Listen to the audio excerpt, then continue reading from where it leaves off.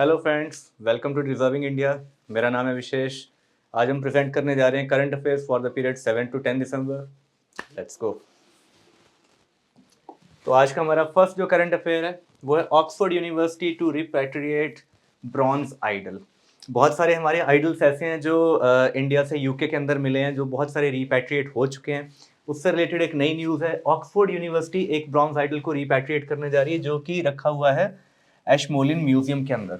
उन्होंने एग्री किया है, और ये जो हमारा ब्रॉन्ज आइडल है ये बिलोंग करता है थिरुमंगाई अलवर ब्रॉन्ज आइडल को, जो कि तमिलनाडु में था।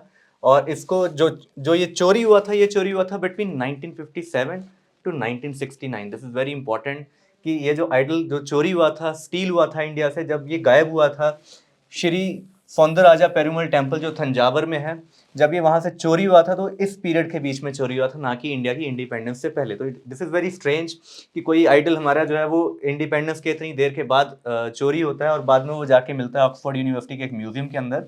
तो this is also very important news. चलते हैं नेक्स्ट न्यूज़ के ऊपर।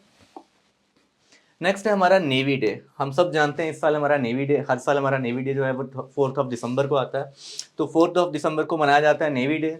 और नेवी डे जो है वो क्यों मनाया जाता है? इस दिन ऑपरेशन ट्राइडेंट हुआ था, जिसमें इंडियन नेवी ने अटैक किया था कराची हार्बर के ऊपर।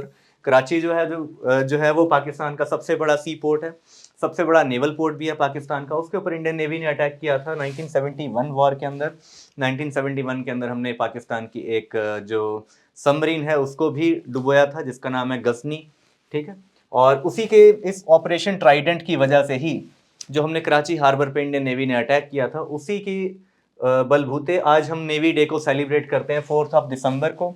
और इस साल इसको सेलिब्रेट किया गया है पुरी के अंदर। पुरी, जैसे कि हम जाते हैं, उड़ीसा का one of the important town है। यहाँ पे एक बहुत इंपॉर्टेंट टेम्पल भी है, श्री जगन्नाथपुरी। वहाँ के बीच पे इसको सेलिब्रेट किया गया नेवी डे को। नेक्स्ट है meeting for monetary policy committee. Monetary policy committee की मीटिंग हुई है। मॉनेटरी पॉलिसी कमेटी जो है हम सब जानते हैं, प्राइम मिनिस्टर मोदी जी के आने के बाद इसका गठन हुआ था 2016 के अंदर। ये एक ऐसी कमेटी है जो कि डिसाइड करती है इंडिया का रेपो रेट जो है वो उसको कितना रखना है। और इंपॉर्टेंट क्यों है कि इन्होंने जो रेपो रेट है उसको अनचेंज रखा है 66.5% के ऊपर for 11th consecutive monetary policy meeting. 11th consecutive meeting तक इन्होंने इसको अनचेंज रखा है। और ये कितने टाइम से अनचेंज चल रहा है? 22 मंथ्स से। यानी कि 22 मंथ्स हो चुके हैं और रेपो रेट हमारा चेंज नहीं हुआ। रेपो रेट क्या चीज़ होती है? रेपो रेट वो रेट होता है जो आरबीआई जिस रेट के ऊपर इंडियन बैंक्स को, कमर्शियल बैंक्स को मनी प्रोवाइड करता है, कितने रेट पे उसको बैंक्स को मनी प्रोवाइड करना है। तो जितना ये हाई होता है रेपो रेट, उतना ये टाइटनिंग का काम करता है बैंक्स के ऊपर, उतना ही टाइटनिंग का काम करता है इकोनॉमी के ऊपर, जिससे कि हमारी इन्फ्लेशन को कंट्रोल किया जा सके। जितना ये लो होता है, इसके लो होने से उतना ही इकोनॉमी के अंदर लिक्विडिटी बढ़ती है, पैसे बढ़ते हैं, बैंक्स जो है ज़्यादा लोन आगे देते हैं, अपने रेट्स को कम करते हैं, जिससे ज़्यादा लोग भी आगे जाके लोन लेते हैं, ज़्यादा ऑर्गेनाइजेशंस, ज़्यादा प्राइवेट एंटिटीज लोन लेती हैं बैंक से उस टाइम पे। तो उसकी वजह से हमारी जीडीपी ग्रो होती है। यानी कि अगर रेपो रेट हमारा हाई होगा तो हम अपनी इन्फ्लेशन को कंट्रोल कर सकते हैं, जीडीपी को रिस्ट्रिक्ट कर सकते हैं। और अगर हम रेपो रेट को कम करेंगे तो उससे हमारी इकोनॉमी में बूम आता है, हमारी जीडीपी बढ़ती है, मार्केट के अंदर लिक्विडिटी बढ़ती है। तो इस बार जो है बैंक ने, आरबीआई की जो मॉनेटरी पॉलिसी कमेटी है, उन्होंने इसको for the 11th consecutive time यानी कि 22 मंथ्स तक इसको अनचेंज रखा है 6.5% के ऊपर। और मीटिंग जो है वो कम से कम, ये जो मॉनेटरी पॉलिसी कमेटी जो है, इसकी मीटिंग कम से कम साल में 4 बार होती है। हम जनरली देखें तो 2 महीने में एक बार इसकी मीटिंग हमें ज़रूर देखने को मिलती है। और ये जो कमेटी है इसमें 6 मेंबर होते हैं, जिसमें 3 आरबीआई ऑफिशियल्स रहते हैं और 3 मेंबर्स जो हैं वो एक्सटर्नल मेंबर्स होते हैं, जिन्हें गवर्नमेंट ऑफ इंडिया के द्वारा नॉमिनेट किया जाता है। यानी कि 6 मेंबर्स ये डिसाइड करते हैं कि रेपो रेट हमारा कितना रखा जाएगा और बाकी चीज़ों में हमारी पॉलिसी में क्या चेंज किया जाएगा इकोनॉमी के अंदर। तो इस बार जो है इन्होंने जो डिसीजन लिया है वो 4:2 से ये डिसीजन को लिया गया है, जिसमें 4 मेंबर्स ने वोट किया है कि हम रेपो रेट को अनचेंज रखेंगे, 2 मेंबर्स ने चेंज करने का प्रावधान उसमें किया था। और इसमें जो फाइनल डिसीजन है वो चेयरपर्सन के द्वारा लिया जाता है। चेयरपर्सन जो है वो एक्स ऑफिशियो हमारे आरबीआई के गवर्नर रहते हैं, उनके द्वारा फाइनल डिसीजन लिया जाता है। अगर मान लीजिए 3:3 का हमारा टाई हो जाता है मेंबर्स के अंदर, जिसमें कोई डिसीजन नहीं लिया जा सकता, उस केस में चेयरपर्सन जो है वो डिसीजन लेते हैं। बट सिंस इस केस में 4:2 में डिसीजन हो चुका है कि रेपो रेट को अनचेंज रखना है, तो इसमें आरबीआई गवर्नर यानी कि चेयरपर्सन को इंटरवीन करने की जरूरत नहीं पड़ती है। कमेटी वॉज क्रिएटेड इन 2016, जैसे कि मैं आपको बता चुका हूँ, मोदी जी के आने के बाद 2016 के अंदर इसका गठन किया गया था, और यही कमेटी है जो डिसाइड करती है, जिसके डिसीजन से इंडिया की इन्फ्लेशन रेट जो है अफेक्ट होते हैं। और इन्होंने रेपो रेट को सेम क्यों रखा है? सेम इन्होंने इसलिए रखा है क्योंकि हमारा कंज्यूमर प्राइस इंडेक्स जो है उसके एस्टिमेट्स बता रहे हैं कि नेक्स्ट ईयर हमारे कंट्री में इन्फ्लेशन बढ़ने के चांसेस हैं। उसके जो एस्टिमेट्स हैं वो बता रहे हैं इन्फ्लेशन नेक्स्ट ईयर में बढ़ रही है।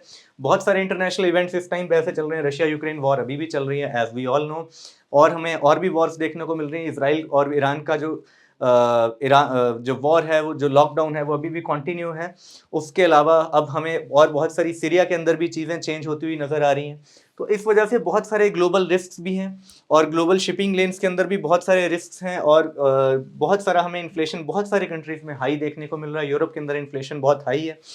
तो इस वजह से अगले साल के जो एस्टिमेट्स हैं, बहुत फॉर मल्टीपल रीजंस वो बता रहे हैं कि कंज्यूमर प्राइस इंडेक्स जो है वो हमारा नेक्स्ट ईयर का बढ़ सकता है, यानी कि कंट्री में इन्फ्लेशन बढ़ सकती है। उस चीज़ को मद्देनजर रखते हुए रेपो रेट को चेंज नहीं किया गया है, अदरवाइज रेपो रेट को कम भी किया जा सकता था। ठीक है, अगर हम रेपो रेट को कम करते हैं, रेपो रेट को कम करने के लिए बहुत लोग बोल चुके हैं, बहुत लोगों ने स्टेटमेंट दिए, इंक्लूडिंग हमारे जो हमारी फाइनेंस मिनिस्टर भी इस चीज़ के ऊपर बोल चुकी हैं, और हमारे जो मिनिस्टर फॉर कॉमर्स हैं श्री पीयूष गोयल जी, वो भी इस चीज़ पे बोल चुके हैं कि रेपो रेट को इस टाइम हमें कम करने की ज़रूरत है ताकि हमारा जीडीपी ग्रोथ और ज़्यादा बढ़े। लेकिन उसको कम क्यों नहीं किया गया? क्योंकि इन्फ्लेशन बढ़ सकती है, इसलिए आरबीआई ने इसको बढ़ाया नहीं। लेकिन आरबीआई ने एक और अच्छा डिसीजन लिया है। इन्होंने रेपो रेट को तो नहीं बढ़ाया, ना ही रेपो रेट को इन्होंने कम किया, लेकिन रेपो रेट को इन्होंने सेम रख के इन्होंने इन लोगों ने इन्फ्लेशन को तो कंट्रोल में कर दिया, लेकिन जीडीपी के लिए शायद ही उसकी वजह से जीडीपी में रेपो रेट से ये कंट्रीब्यूट तो नहीं कर पाए, लेकिन इन्होंने जीडीपी के लिए भी कंट्रीब्यूट किया। वो कैसे कंट्रीब्यूट किया? कैश रिजर्व रेशो को इन्होंने रिड्यूस कर दिया। कैश रिजर्व रेशो वो रेशो होती है जो बैंक्स को अपने पास रखनी होती है। बैंक्स के पास जितना पैसा होता है, जितना उनके पास डिपॉजिट्स के थ्रू पैसा आता है, उसको उसका 4.5%, अभी तक जो उसका रेट था वो 4.5% डिसाइडेड था, 4.5 होना चाहिए। तो इतना पैसा जो है बैंक्स को अपने पास हमेशा रिजर्व में रखना होता है, और बैंक ने ये डिसीजन लिया है कि आरबीआई ने डिसीजन लिया है कि अब बैंक्स को उसको 4.5 से लो करके 4% पे फिक्स कर दिया है। अब यानी कि बैंक्स जो है जो 0.5% जो उनके पास पैसा बचने वाला है उसको वो यूज कर सकते हैं एज अ लिक्विडिटी, उसको वो यूज कर सकते हैं एज एन एसेट, और उसको वो लेंड कर सकते हैं आगे कंज्यूमर्स को, ऑर्गेनाइजेशंस को, इंडिविजुअल्स को, जिसकी वजह से लिक्विडिटी फिर से इसकी वजह से बढ़ जाएगी। यानी कि रेपो रेट को तो हमने चेंज नहीं किया और जीडीपी में कुछ हेल्प नहीं की, लेकिन दूसरी तरफ हमने कैश रिजर्व रेशो को बढ़ा दिया है, कम कर दिया है, 0.5% जो है लिक्विडिटी बढ़ा दी है, जिससे कि हमें इकोनॉमी के अंदर लिक्विडिटी बढ़ती हुई नजर आएगी, जिससे कि हमारी जीडीपी के ग्रोथ में डिजिट्स में हमें थोड़ी बढ़ोतरी देखने को मिलेगी। तो इस तरह से आरबीआई ने दो डिसीजन एक साथ लिए हैं। रेपो रेट को अनचेंज रखा है ताकि हमारी इन्फ्लेशन ना बढ़े, दूसरी तरफ लिक्विडिटी को बढ़ाने के लिए कैश रिजर्व रेशियो को 4.5 से 4% कर दिया, और इससे हमारी लिक्विडिटी बढ़ेगी। चलते हैं हमारे नेक्स्ट टॉपिक पे, which is introduction of ADB and EDB concept bye UGC. University grant commission ने एक नया इस बार डिसीजन लिया है जिसमें उन्होंने दो नए कॉन्सेप्ट इंट्रोड्यूस किए हैं। एक का नाम है एडीपी एक्सेलरेटेड, और दूसरे का नाम है ईडीपी, यानी कि जो हमारे स्टूडेंट्स हैं, जो हमारे यूनिवर्सिटी में पढ़ने वाले स्टूडेंट्स हैं, स्पेशली जो ग्रेजुएशन में पढ़ने वाले स्टूडेंट्स हैं, आज तक क्या होता था कि उनकी जो डिग्री थी वो फिक्स पीरियड और फिक्स इंटरवल के लिए होती थी। अगर कोई बैचलर डिग्री 3 इयर्स की है तो उनको 3 इयर्स में वो डिग्री को कंप्लीट करना है। अगर कोई डिग्री 2 इयर्स की है तो उनको 2 इयर्स में कंप्लीट करना है, 4 इयर्स की है तो 4 इयर्स में कंप्लीट करना है। लेकिन अब आरबीआई ने यूजीसी ने एक नया डिसीजन लिया कि दो नए कॉन्सेप्ट इंट्रोड्यूस किए हैं, एडीपी एंड ईडीपी, जो कि ऑप्शन ग्रांट करते हैं स्टूडेंट्स को, where in they will have flexibility to choose either accelerated और extended timeline for their study program. यानी कि अब उनको जो अपनी स्टडी कंप्लीट करनी है, या तो वो उसको एक्सेलरेटेड प्रोग्राम के तहत जल्दी कंप्लीट कर सकते हैं, या फिर एक्सटेंडेड टाइमलाइन के तहत वो उसमें उसको देरी से भी कंप्लीट कर सकते हैं। At the end of first या सेकंड सेमेस्टर स्टूडेंट्स को ये डिसीजन लेना है कि उनको एडीपी में जाना है या ईडीपी में जाना है। वो इस चीज़ का डिसीजन ले सकते हैं और अपने इंस्टीट्यूट को सबमिट कर सकते हैं कि मैं एडीपी को ऑप्ट करना चाहता हूँ या मैं ईडीपी को ऑप्ट करना चाहता हूँ। In extended program course can be extended by maximum 2 semesters. Extended जो हमारा ईडीपी प्रोग्राम है उसके अंदर एक ऑप्शन लगाया गया है, उसके अंदर एक क्लॉज लगाया गया कि वो 2 सेमेस्टर से ज़्यादा उसको एक्सटेंड नहीं किया जा सकता। यानी कि अगर उसके अंदर हमारा 4 इयर्स का कोर्स है और एक सेमेस्टर जो है वो 6 मंथ्स का है, तो यानी कि 4 इयर्स का कोर्स आप 5 इयर्स से ज़्यादा में कंप्लीट नहीं कर सकते। ये उसके अंदर प्रावधान है। और क्या है इसके अंदर ADP allows high performing students to complete course faster by earning additional credits, and ADP allows students to facing challenge to complete degrees at manageable pace. इसका पर्पस क्या है? इसका पर्पस इस पॉइंट से बिल्कुल क्लियर है कि ADP जो है उन स्टूडेंट्स के लिए है जो बहुत ही हाई परफॉर्मिंग है, जिनका परफॉर्मेंस बहुत अच्छा है और वो फालतू में अपना टाइम जो कॉलेजेस में वेस्ट कर रहे हैं, यूनिवर्सिटीज में वेस्ट कर रहे हैं। अगर वो अपनी डिग्री को जल्दी कंप्लीट कर सकते हैं तो वो इसके लिए ऑप्ट कर सकते हैं, जल्दी अपना कोर्स कंप्लीट कर सकते हैं और उसके बाद मार्केट में अपने प्रोफेशन में कंटिन्यू कर सकते हैं जहां पे उन्हें जाना है। और ईडीपी उन स्टूडेंट्स के लिए जिनके लिए वो कोर्स डिफिकल्ट है, जिनको उस कोर्स को लर्न करने के लिए, उस कोर्स को समझने के लिए थोड़ा सा टाइम लग रहा है, वो अपने पेस पे उसको सीखना चाहते हैं, तो ये प्रोग्राम उनके लिए दिया गया है सो दैट वो बहुत ज़्यादा मेंटली चैलेंज ना फेस करें, इसके अंदर बहुत ज़्यादा उनको तकलीफ ना हो उस कोर्स को टाइमली कंप्लीट करने में, और वो मैनेजेबल पेस के ऊपर इसको कंप्लीट कर सकें। इस वजह से हम जो है अपनी एजुकेशन को मोर इक्विटेबल बनाएंगे ताकि जिसमें सब लोगों को बराबर फील हो। किसी को अपना टाइम लेना है वो अपने टाइम से कंप्लीट कर रहा है, कोई जल्दी कंप्लीट करना चाहता है, अच्छा परफॉर्म कर रहा है तो वो जल्दी कंप्लीट करके कोई और कोर्स के लिए ऑप्ट कर सकता है। Institutes can earmark 10% of the sanction intake for ADP. अब एडीपी में एक और क्लॉज है कि जब आप एडीपी या ईडीपी के लिए ऑप्ट करते हैं एज अ स्टूडेंट तो वो आपको अपने इंस्टीट्यूट को सबमिट करना है और आपका इंस्टीट्यूट टोटल जो सैंक्शन है आपकी, जो टोटल आपकी सैंक्शन इनटेक है उसके 10% से ज़्यादा स्टूडेंट्स को एडीपी में एनरोल नहीं कर सकते। यानी कि इंस्टीट्यूट्स को एक कमेटी बिठानी होगी, एक कमेटी है जो ये सारे डिसीजन लेगी। तो इंस्टीट्यूट्स को एक कमेटी का गठन करना होगा फर्स्ट ईयर या फर्स्ट सेमेस्टर या फर्स्ट ईयर के एंड में या सेकंड सेमेस्टर के एंड में, जिसमें उनको सारी एप्लीकेशंस को रिव्यू करना है कि कौन से स्टूडेंट्स ने कितने स्टूडेंट्स ने ईडीपी के लिए ऑप्ट किया और कितने स्टूडेंट्स ने एडीपी के लिए ऑप्ट किया है। तो जो एडीपी के लिए ऑप्ट करने वाले स्टूडेंट्स अगर उनका काउंट 10% से ज़्यादा है तो उसके ऊपर डिसीजन लेंगे कि क्या इनमें से कौन से स्टूडेंट्स जो है उनको हम एडीपी के लिए एनरोल करेंगे, कौन से स्टूडेंट्स हैं जो इस क्राइटेरिया को बेटर फुलफिल करते हैं, उन्हीं को एडीपी दिया जाएगा। यानी कि एडीपी 10% से ज़्यादा स्टूडेंट्स को नहीं मिल सकता सैंक्शन स्ट्रेंथ से। वेयर एज ऐसा कोई भी कैप ईडीपी के लिए नहीं दिया गया है। ईडीपी अगर जितने भी बच्चे उसके लिए ऑप्ट करना चाहते हैं उनको ईडीपी की चॉइस मिलेगी। And committee will decide minimum credits for ADP and EDP. और एडीपी और ईडीपी के साथ कुछ क्रेडिट सिस्टम इसमें एडेड रहेगा। जो एक्सेलरेटेड प्रोग्राम को ज्वाइन करेंगे उनको उसके लिए कुछ स्पेशल क्रेडिट्स मिलेंगे, ज़्यादा क्रेडिट्स मिलेंगे एक्सेलरेटेड प्रोग्राम के थ्रू उसको कंप्लीट करने के। वेयर एज ईडीपी के अंदर वो क्रेडिट्स का स्कोर जो है वो काफ़ी लो रहेगा comparatively because they are taking more time. तो इससे एडीपी वाले स्टूडेंट्स को एक उनके क्रेडेंशियल्स के अंदर बेनिफिट भी मिलेगा। और ये कमेटी ही डिसाइड करेगी कि मिनिमम क्रेडिट्स कितने रहेंगे एडीपी के लिए और ईडीपी के लिए। नेक्स्ट हमारा पॉइंट है India from gridlock to growth. ये एक ऑक्सफोर्ड यूनिवर्सिटी के रिपोर्ट है about Pragati program. Pragati program को लेके ऑक्सफोर्ड यूनिवर्सिटी ने एक रिपोर्ट जो है उसको पब्लिश किया है प्रगति प्रोग्राम से रिलेटेड कि इसने किस तरह से इंडिया की इकोनॉमी को अफेक्ट किया है फ्रॉम ग्रिडलॉक्स, जहाँ चीज़ें लॉक्ड रहती थी, जहाँ पे हम प्रोग्रेस ही नहीं कर पाते थे, चीज़ें जो है फंसी रहती थी, और कहाँ हम ग्रोथ पे आ गए।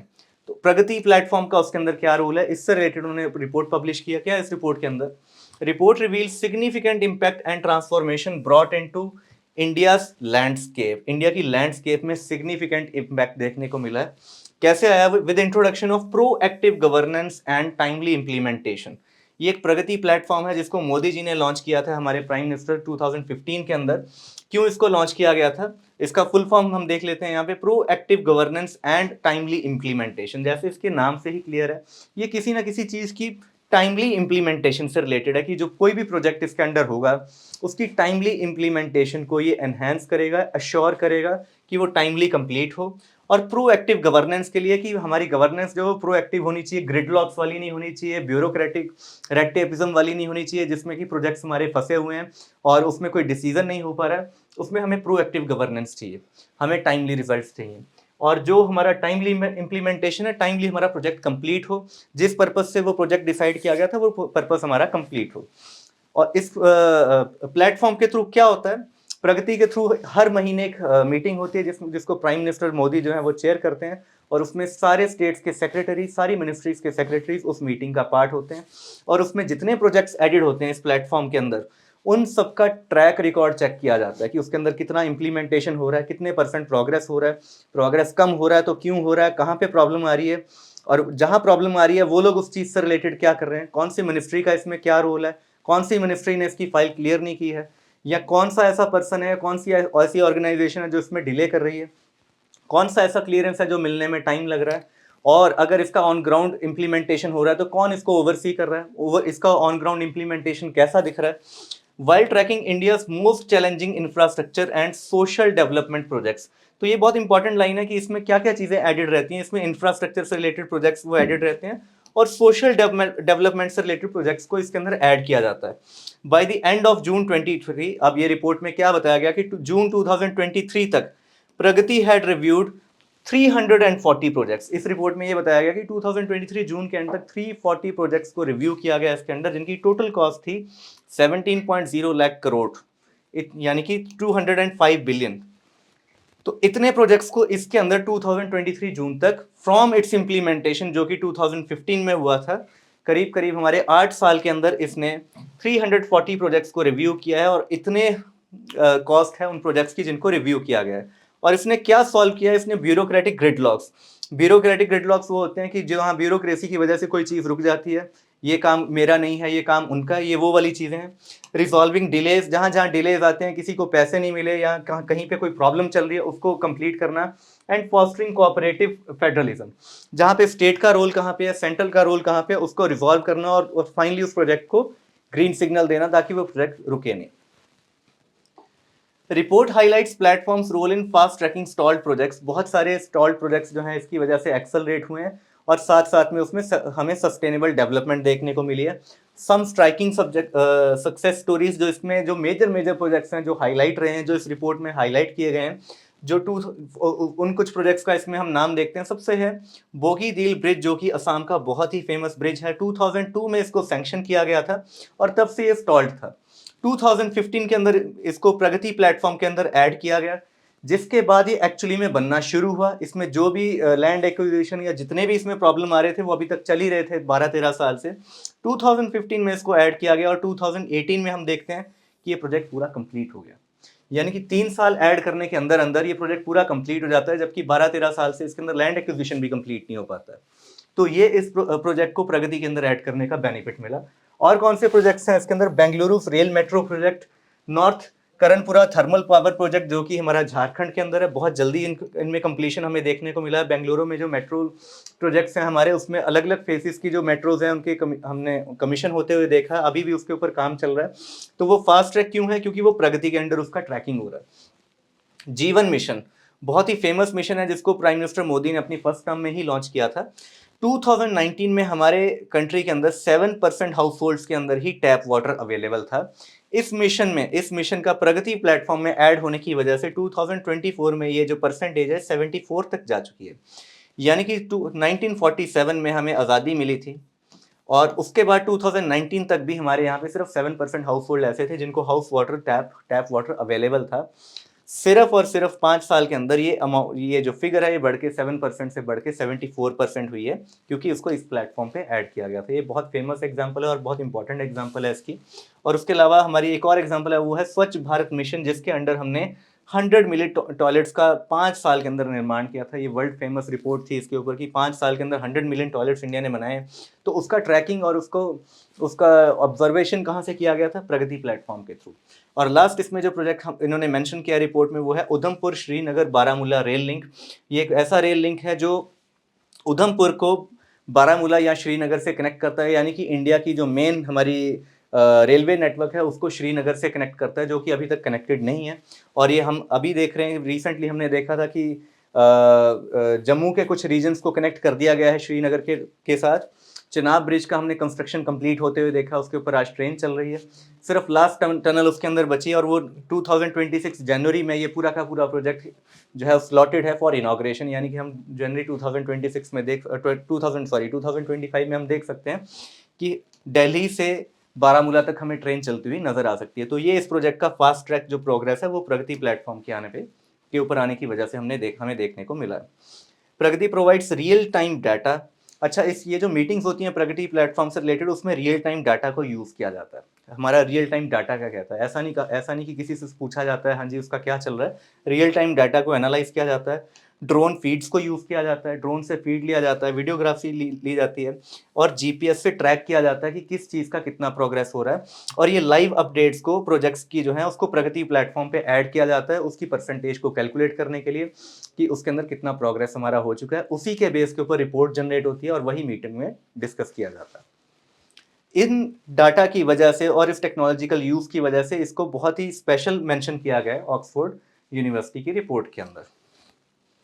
नेक्स्ट हमारा टॉपिक है उज़्बेकिस्तान के नए प्रेसिडेंट जो हैं उनको चूज किया गया। Abdulla Nigmatovich Aripov appointed PM of Uzbekistan. इनको उज़्बेकिस्तान का प्राइम मिनिस्टर जो है अपॉइंट किया गया फॉर थर्ड कॉन्सेक्यूटिव टाइम।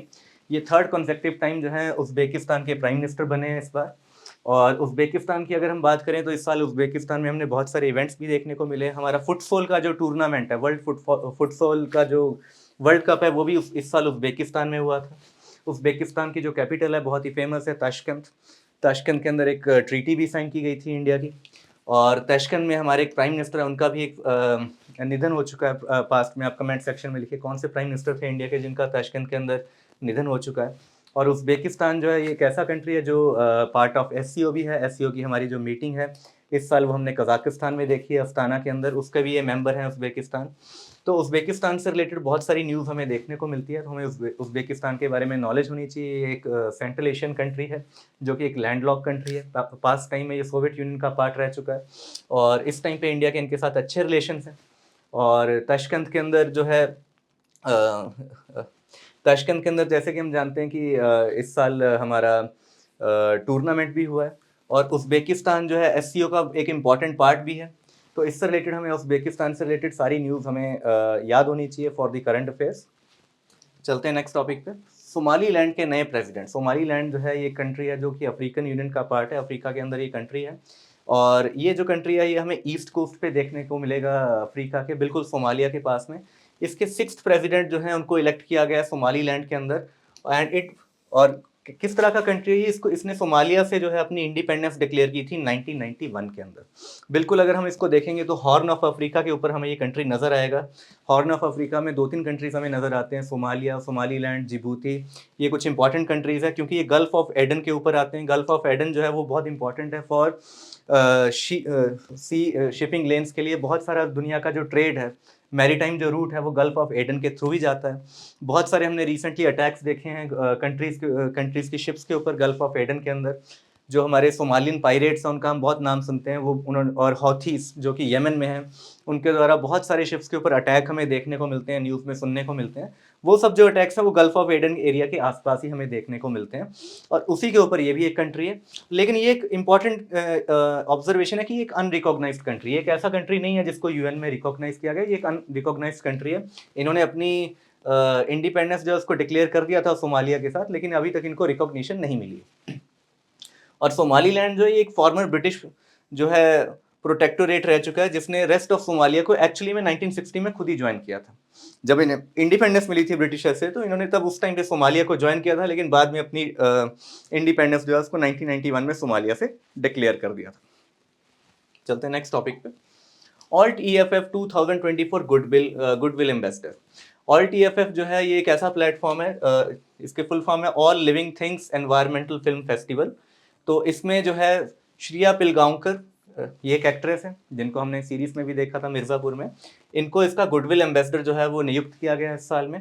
और आलिया भट्ट भी जो है वो इसकी गुडविल एम्बेसडर हैं 2024 में इसके अलावा। और ये लोग जो हैं ये उन मूवीज़ के ऊपर काम करते हैं जो कि एनवायरमेंटलिज्म को, एनवायरमेंटल प्रोटेक्शन को प्रमोट करते हैं। नेक्स्ट है प्राइम मिनिस्टर ऑफ ल्यूथेनिया। ल्यूथेनिया की नई प्राइम मिनिस्टर जो है उनको इलेक्ट किया गया है गिनटॉटस पालुकास, जो कि कंप्यूटर साइंटिस्ट है, इनको इलेक्ट किया गया है प्राइम मिनिस्टर ऑफ ल्यूथेनिया। और ल्यूथेनिया जो है उनकी जो कैपिटल है ये विल्नियस है। ल्यूथेनिया एक ऐसा कंट्री है जो कि ईस्ट यूरोप में आता है, इसको बाल्टिक कंट्री भी कहते हैं। एस्टोनिया और लैटविया के अलावा ये थर्ड हमारा बाल्टिक कंट्री है जो बाल्टिक सी के ऊपर आता है। तो 3 कंट्रीज हमारे कौन से हैं जो बाल्टिक सी पे आते हैं, ल्यूथेनिया, लैटविया एंड एस्टोनिया, उसमें से एक कंट्री ये है। ल्यूथेनिया भी इस साल काफ़ी न्यूज़ में रहा है। हमने लास्ट ही करंट अफेयर्स की क्लास में पढ़ा था कि एक ट्रीटी है जो ल्यूथेनिया के अंदर साइन की गई थी। कौन सी ट्रीटी थी वो?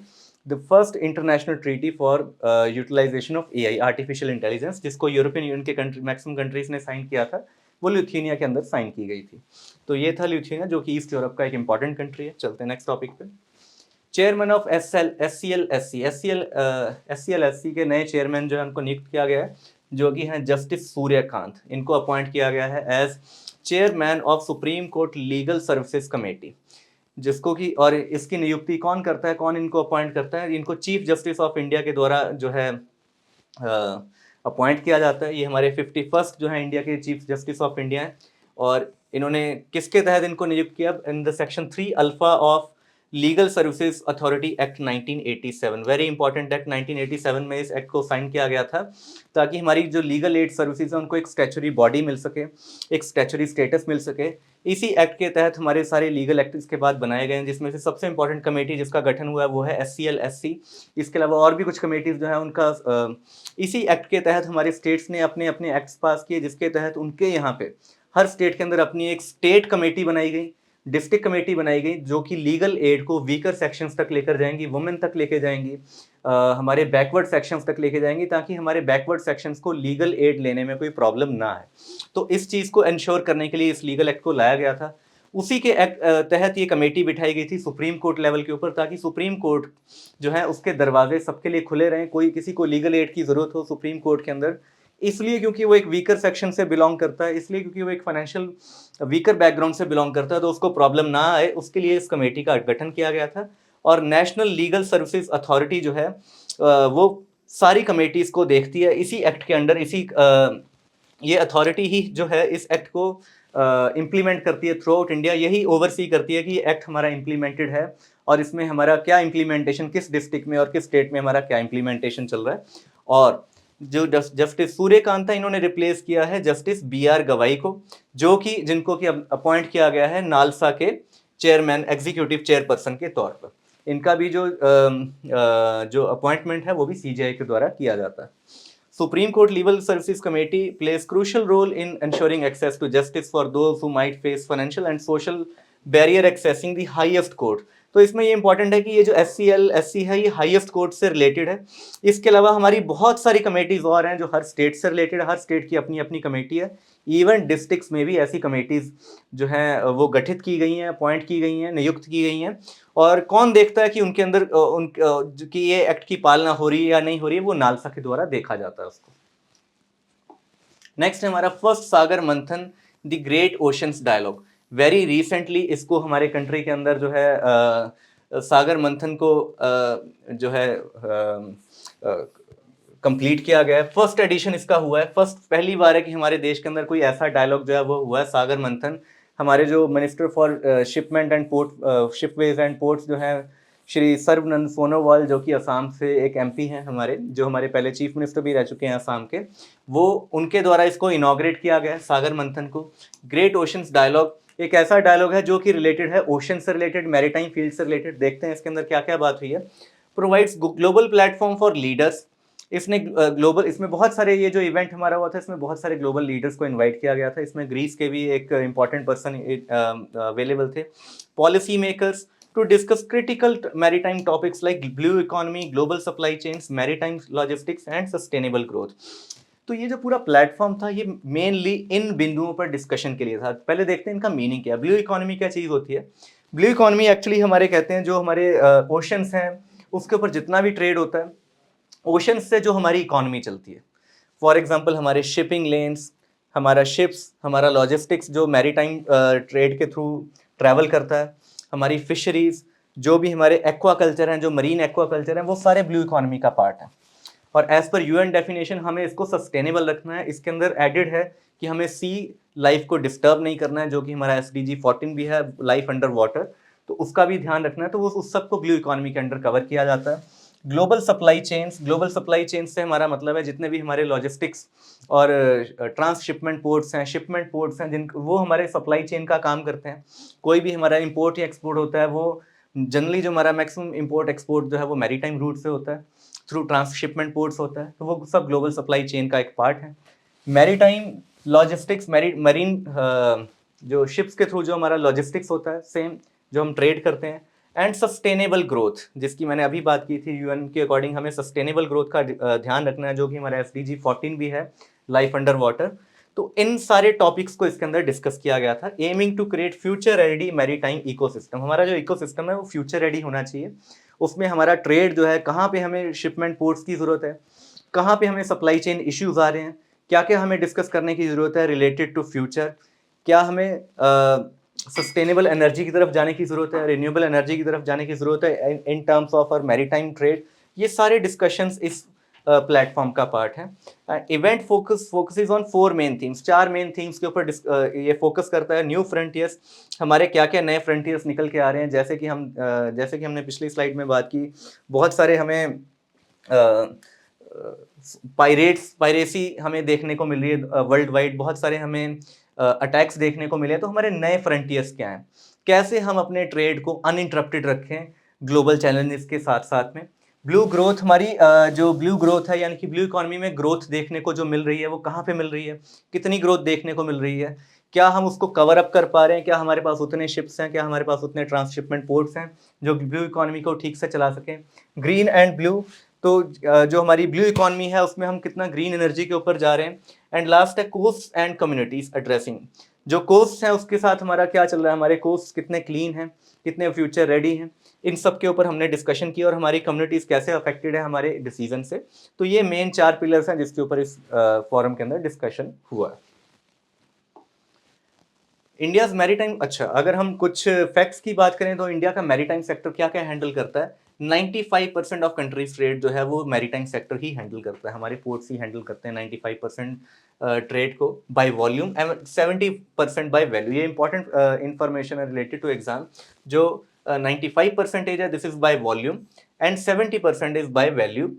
विथ 12 मेजर पोर्ट्स, हमारे कंट्री में 12 मेजर पोर्ट्स हैं और 200 माइनर पोर्ट्स हमारे कंट्री में अवेलेबल हैं। India is the 16th largest maritime nation. Despite being the 5th largest economy, अभी भी हम 16th largest maritime nation ही हैं। हमें इसके अंदर काफ़ी तरक्की करने की ज़रूरत है। हम इंडिया में एक नया फर्स्ट जो है अपने कंट्री का इंटर ट्रांसशिपमेंट पोर्ट भी बना रहे हैं। आप कमेंट सेक्शन में लिखिए हम कौन से स्टेट के अंदर बना रहे हैं और कहाँ पे वो बन रहा है। बहुत सारे हमने मेजर पोर्ट्स जो हैं उनका हमने नाम सुना है पिछले 1 साल के अंदर कि उनके अंदर काम स्टार्ट हो रहा है। उसमें मुंबई के पास में है, एक कोचिन के पास में है।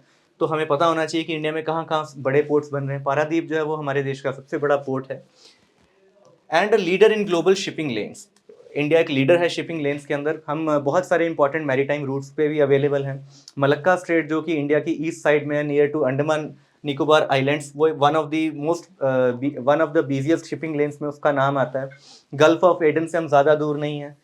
और जो हमारा जितना भी ऑयल हमारा साउथ ईस्ट एशिया या ईस्ट एशिया को जाता है, वो सारा ऑयल का जो रूट है वो इंडिया को एनसर्कल करके जाता है। तो हम one of the important Nations हैं। अगर हम शिपिंग लेन्स की बात करें, इंडिया फ्लीट, इंडिया के पास टोटल कितने शिप्स हैं, 1530 हमारे पास टोटल शिप्स हैं। And is the largest ship recycler globally, हम वर्ल्ड के सबसे बड़े शिप रिसाइकलर हैं। Port infrastructure has grown significantly, increasing cargo handling capacity by 87%. 87% capacity हम अपनी बढ़ा चुके हैं अपने पोर्ट्स की सिंस 2014 टिल 2023। ये एक मेजर जंप है इसके अंदर। इससे हमें पता चलता है कि हमारे इंपोर्ट्स एक्सपोर्ट्स और हमारा लॉजिस्टिक्स कितना ज़्यादा ट्रैवल कर रहा है और कितना हमने उसमें और कितनी हमने कैपेसिटी बिल्डिंग ऑलरेडी की है। Paradip port became the India's largest port by cargo volume. Largest port by cargo volume India का पारादीप पोर्ट है और उसकी cargo handling capacity 145.38 million ton है। नेक्स्ट है president of FICCI, Harshavardhan Agrawal जो है इन्होंने टेक ओवर कर लिया as the new vice chairperson and as the new president of FICCI। और ये वाइस चेयरमैन और MD हैं इमामी ग्रुप के। और इन जो FICCI की फुल फॉर्म क्या है, federation of Indian chambers of commerce and industry for 2000। इस पीरियड के लिए हर साल जो इनके प्रेसिडेंट हैं वो चेंज होते हैं। इससे पहले डॉक्टर अनीश शाह जो थे वो इसके प्रेसिडेंट थे फिक्की के। और इन्होंने हर्षवर्धन जी ने टेक ओवर किया फॉर 2024 टू 25। नेक्स्ट ईयर नवंबर में हमें फिर से इलेक्शंस या फिर से नए प्रेसिडेंट देखने को मिलेंगे। और ये इंडिया की oldest and largest business organization है। ये एक नॉन गवर्नमेंट ऑर्गेनाइजेशन है और इसका कोई गवर्नमेंट से कोई रोल नहीं है। और 1927 में इसको बनाया गया था। इसमें आदित्य बिरला जी का इसमें बहुत बड़ा योगदान था। महात्मा गांधी के कहने के ऊपर उन्होंने 1927 में इसका गठन किया था। और इसका जो हेडक्वार्टर है न्यू दिल्ली के अंदर है। और बहुत सारे हमने इसके एलुमनाई भी देखे हैं, जिसमें कि हमारे जो मिनिस्टर रह चुके हैं डॉक्टर राजीव चंद्रशेखर, वो भी इसके एलुमनाई हैं। तो बहुत सारे इनके कॉन्ट्रीब्यूशंस आते हैं, बहुत सारा कॉन्ट्रीब्यूशन ये करते हैं, जैसे वुमेन का role in organizations in private commerce industry, उसमें कैसे ग्रोथ लानी है, हमें कैसे सस्टेनेबल बनाना है, बहुत सारे इनके प्रोग्राम्स रहते हैं जिसको ये रन करते हैं फिक्की के अंदर। नेक्स्ट है vision initiative to empower underprivileged students. एक नया इनिशिएटिव स्टार्ट किया गया है जिसका नाम है विजन। क्या है vision? MOS for ministry of science and technology, doctor Jitendra Singh जो कि जम्मू से आते हैं, जम्मू से हमारे MP हैं, इनॉग्रेटेड विकसित Bharat initiative for student innovation and outreach network in new Delhi. इन्होंने एक नए इनिशिएटिव को लॉन्च किया जिसका नाम है विकसित भारत इनिशिएटिव। विकसित भारत एक हमारा मिशन है जो रिलेटेड है टू 2047, और नीति आयोग जो है वो इस मिशन को देखते हैं, विकसित भारत के मिशन को। तो विकसित भारत के अंडर एक और इनिशिएटिव को लिया गया, उसका नाम विजन है, Viksit Bharat initiative for student innovation and outreach network. इसको इनॉग्रेट किया गया। किस चीज़ के लिए इनॉग्रेट किया गया? Initiative designed to promote education, skill building and innovation among underprivileged children. इसको पर्टिकुलरली लॉन्च किया गया है फॉर अंडर प्रिविलेज चिल्ड्रन, जिनके पास जो फाइनेंशियली वीक सेक्शंस हैं या फिर सोशली वीक सेक्शन से बिलोंग करते हैं, उनके लिए इस इनिशिएटिव को डिज़ाइन किया गया है ताकि उनके लिए अंदर एजुकेशन को प्रमोट किया जा सके, स्किल बिल्डिंग को जो है उनके अंदर इम्प्रूव किया जा सके। हम skill India program already run कर रहे हैं अपने कंट्री के अंदर, और इनोवेशन लाई जा सके जिसमें अंडर प्रिविलेज चिल्ड्रन का रोल बढ़ सके। Program aims to bridge gap between urban and rural students. हमारे अर्बन और रूरल स्टूडेंट्स के जो कॉन्ट्रीब्यूशन है इन इनोवेशन, उसके अंदर हमें अंतर देखने को मिलता है। By providing access to mentorship, resources and training. यही वो रीज़न है कि जिसकी वजह से हमारे अर्बन स्टूडेंट्स आगे होते हैं, क्योंकि उनके पास मेंटरशिप, रिसोर्सेज और ट्रेनिंग अपॉर्चुनिटीज़ ज़्यादा अवेलेबल होती हैं। अब वो अपॉर्चुनिटीज़ रूरल एरियाज़ में भी अवेलेबल हों और अंडर प्रिविलेज चिल्ड्रन को अवेलेबल हों, उसके लिए इस प्रोग्राम को लॉन्च किया गया है। इनिशिएटेड, इसको किसने इनिशिएट किया था? उत्सव फाउंडेशन, जो कि दिल्ली बेस्ड एक नॉन प्रॉफिट ऑर्गेनाइजेशन है, उन्होंने इसको लॉन्च किया था, devoted to supporting underprivileged youth. जो हमारे अंडर प्रिविलेज यूथ हैं उनके अंदर, उनको नर्चर करने के लिए, उनके अंदर स्किलिंग करने के लिए, उनकी एजुकेशन को प्रमोट करने के लिए, सो दैट वो बेटर एम्प्लॉयमेंट ले सकें, उसी के लिए इस इनिशिएटिव को एक्चुअली में इनिशिएट किया गया था, लॉन्च किया गया था। अब इसको मिनिस्ट्री ने लॉन्च किया है by the name of vision initiative, और ये उसका एम है। चलते हैं हमारे नेक्स्ट टॉपिक के ऊपर। Global hunger soaring with 152 million. 152 million से हमारी ग्लोबल हंगर जो है वो सोर कर गई है, इन्फ्लेट कर गई है, बढ़ गई है। According to food and agriculture organization, food and agriculture organization जो है, जिसके हेडक्वार्टर्स रोम, इटली के अंदर है, इन्होंने ये बताया कि वर्ल्ड स्टैटिस्टिकल ईयर बुक 2024 के अंदर हमें क्या देखने को मिला है, ये इस ईयर बुक की हम अभी बात करेंगे। डिस्पाइट राइजिंग फूड प्रोडक्शन, हमारी फूड प्रोडक्शन तो बढ़ रही है, फूड प्रोडक्शन को हम हर साल एनहेंस कर रहे हैं, लेकिन हमारी ग्लोबल हंगर भी बढ़ रही है, जो कि बहुत ही स्ट्रेंज है कि एक तरफ हम फूड प्रोडक्शन बढ़ा रहे हैं, बढ़ रहा है, उसके रिजल्ट्स हमें देखने को मिल रहे हैं, लेकिन दूसरी तरफ हमें हंगर फिर भी बढ़ता हुआ नजर आ रहा है। Continues to worsen with 152 million more people facing hunger in 2023 compare to 2019 pre pandemic levels. यानी कि 4 साल के अंदर इतने मिलियन लोग और अफेक्ट हो रहे हैं हंगर के साथ। 4 साल के साथ हमारा हंगर इतने नंबर ऑफ पीपल हमें बढ़ता हुआ नजर आया। Report was release at 5th United Nations world data forum. United Nations world data forum जो है वो डाटा को इम्प्रूव करने के लिए, डाटा से जो हमारा वर्ल्ड में डाटा जनरेट होता है उसको एनहेंस करने के लिए, उसको ज़्यादा रिकॉग्निशन देने के लिए इस फोरम को स्टार्ट किया गया था 2016 के अंदर। और इनके 5th कॉन्फ्रेंस था इसका, जिसके अंदर इस रिपोर्ट को रिलीज किया गया। ये इसी तरह की रिपोर्ट्स को रिलीज करते हैं, वर्ल्ड के डाटा को स्टडी करते हैं अलग अलग पैरामीटर्स के साथ, और उसको रिलीज करते हैं। और कहाँ पे हुआ था ये हमारा फोरम? इन मेडलिन, कोलंबिया जो कि हमारा एक साउथ अमेरिकन एक कंट्री है, वहाँ पे इसको ये कॉन्फ्रेंस हुई थी, जहाँ उन्होंने ये स्टैटिस्टिकल ईयर बुक 2024 के अंदर इस डाटा को रिलीज किया है। As per the report, hunger affected 9.1% of global population in 2023। इतनी पॉपुलेशन को अभी भी ग्लोबल हंगर जो है अफेक्ट कर रहा है, जबकि ये जो फिगर थी पहले 7.5% थी इन 2019। तो हमारी परसेंटेज बढ़ चुकी है जो कि ग्लोबल हंगर के साथ अफेक्टेड है। जबकि अगर हम देखें तो हमारा जो SDG 1 है वो जीरो हंगर की बात करता है, उसके बावजूद हमें हंगर देखने को बढ़ता हुआ नजर आया। SDG के अकॉर्डिंग हमें 2030 तक हमें जीरो हंगर पे लेकर जाना है दुनिया को, लेकिन अभी का जो डाटा है वो सजेस्ट करता है कि अभी हमारे चैलेंजेस बढ़ रहे हैं। चलते हैं नेक्स्ट टॉपिक पे। 104th member of international solar alliance. International solar alliance के अंदर एक और मेंबर जो है वो ऐड हो चुका है, वो उसका नाम है रिपब्लिक ऑफ आर्मेनिया। आर्मेनिया जैसे कि हम जानते हैं कंट्री है सेंट्रल एशिया में, बिल्कुल ईरान के नॉर्थ में हमें एक कंट्री देखने को मिलता है, नेबरिंग कंट्री है ईरान का। और इसका एक और नेबर है अजरबैजान। और रिसेंटली इंडिया ने बहुत सारे अपने जो एक्सपोर्ट्स हैं वो आर्मेनिया को किए हैं इन डिफेंस। ये हमारा बिगेस्ट डिफेंस एक्सपोर्टर बन चुका है Armenia.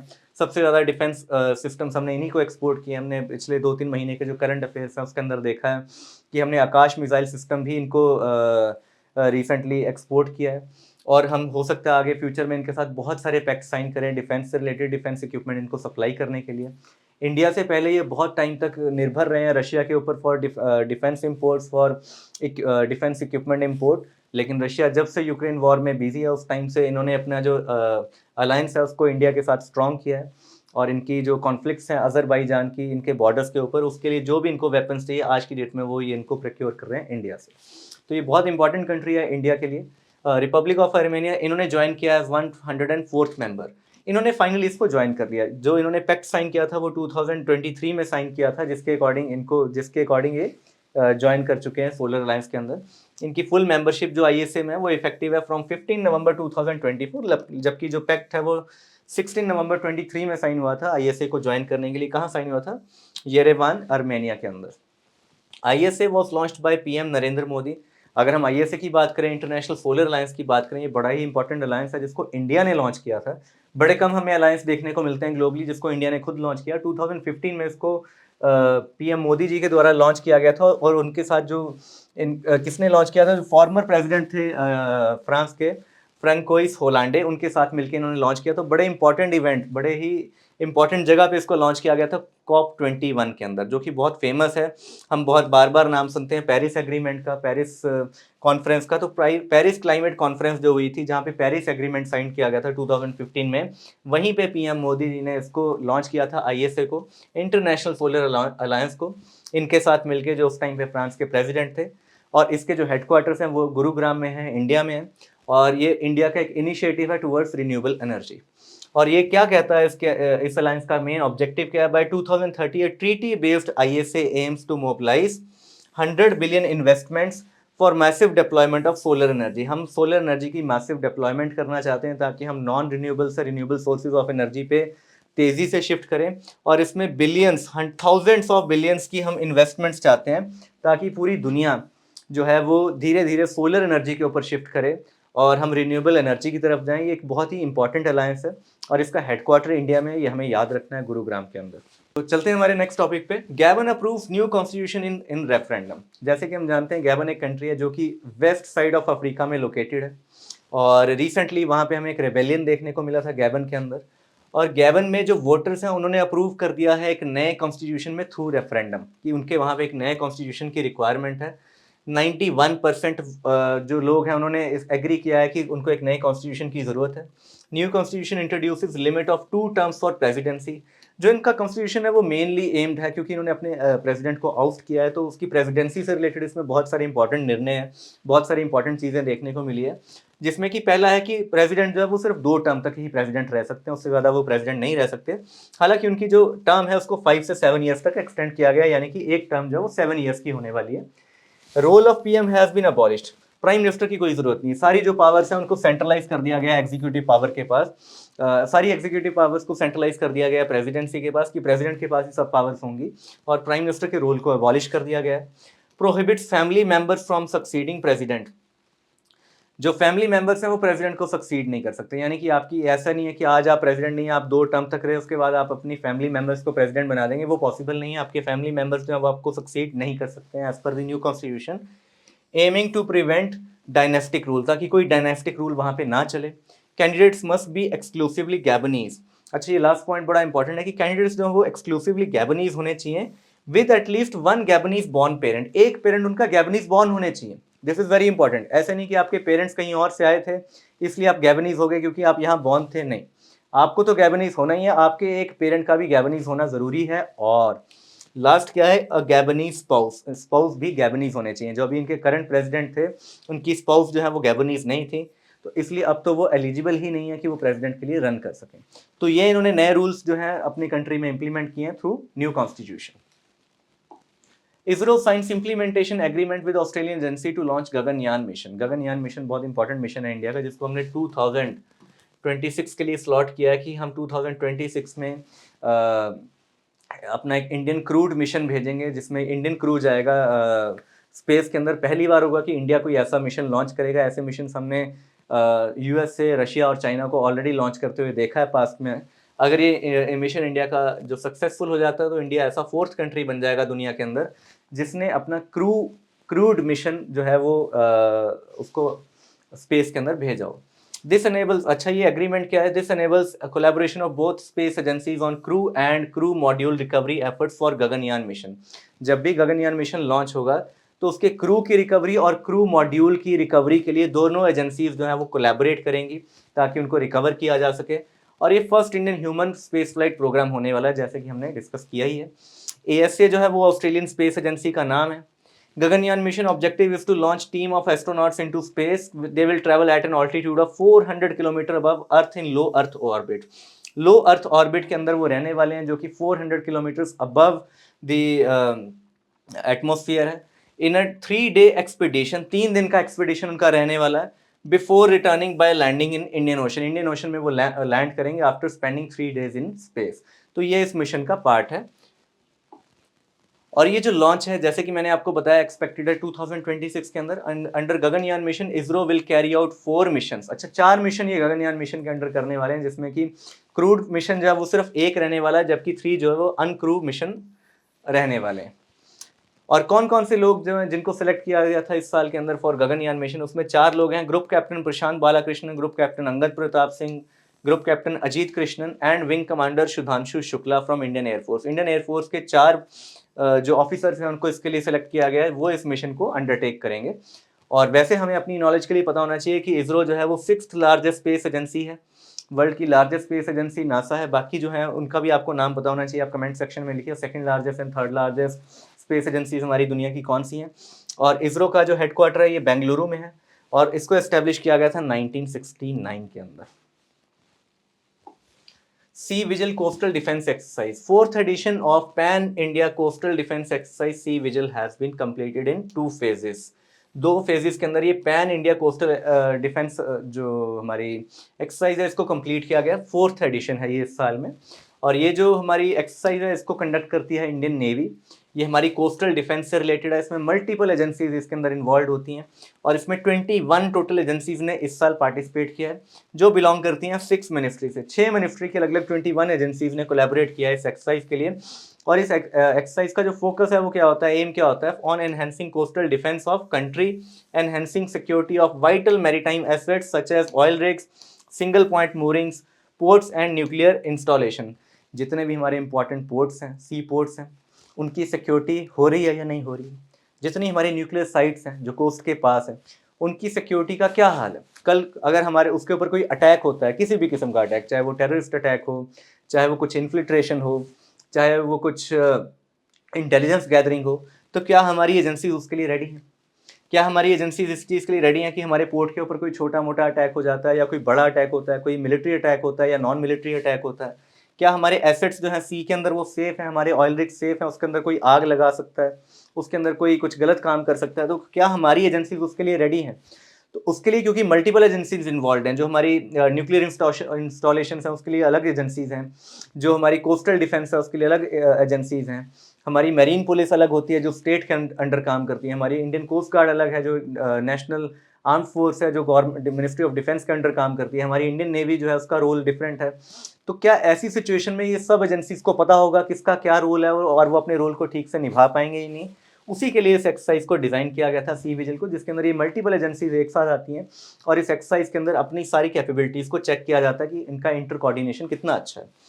And this serves as a platform evaluating inter-agency coordination and identifying gaps in India's coastal security. हर साल ये एक्सरसाइज की जाती है जिसमें गैप्स ढूंढे जाते हैं हमारे कोस्टल सिक्योरिटी के अंदर।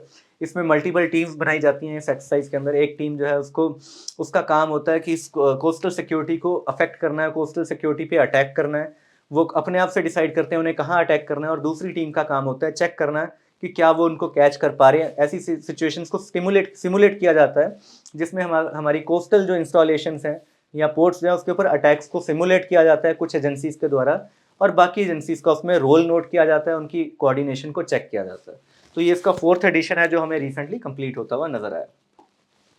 इसके साथ ही हमारी वीडियो का अंत होता है। अगर आपको वीडियो अच्छी लगी हो तो लाइक करें, कमेंट करें, शेयर करें, और हम प्रेजेंट करेंगे अपने नेक्स्ट करंट अफेयर्स के टॉपिक में सैटरडे को। तो तब तक के लिए दोबारा मिलेंगे। सी यू।